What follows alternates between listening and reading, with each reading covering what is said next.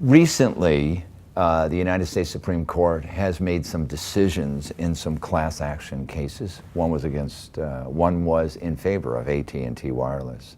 There's some other ones that are pending against Walmart, for example, that they're taking into consideration. What is the future of class action lawsuits in America today? Steve, that's a very open question right now, because last week the Supreme Court decided AT&T versus Concepcion.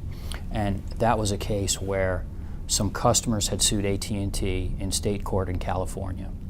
AT&T responded by saying that they had a mandatory arbitration agreement as part of their customer service agreement that forbade class actions.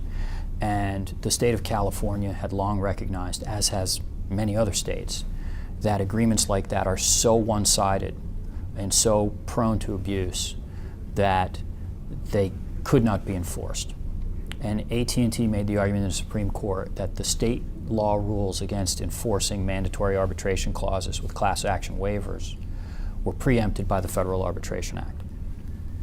If that ruling had been made 5 years ago, the cases that we had challenging the early termination fees, for example, that led to reform in the entire industry, would have been thrown out of court immediately. And so it's a very open question whether the courts are going to permit companies to basically have a get out of jail free.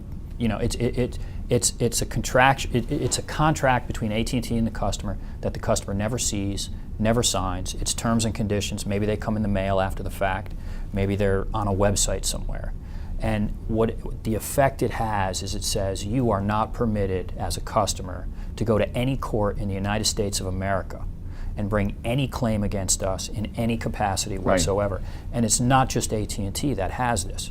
Every wireless carrier in the United States has the exact same provision in its contract. Every cable company in the United States has a similar provision.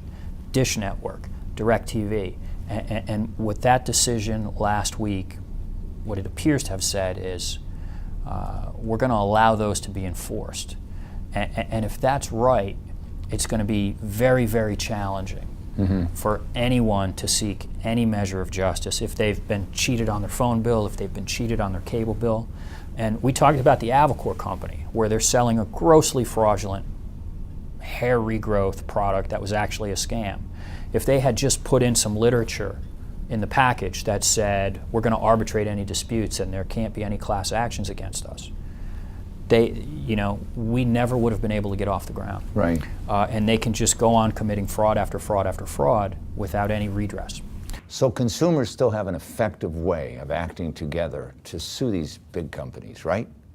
They still do, but the Supreme Court's action has narrowed those rights and made it more difficult. And there will be circumstances that may arise where it'll be harder for consumers to have their day in court and to have their rights vindicated and to stop companies from taking advantage of them.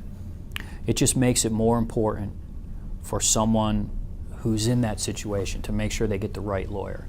We've done an outstanding job, and I really appreciate you spending time with us today. Thank you very much, both of you. Thank you, Steve. It's a pleasure, Steve.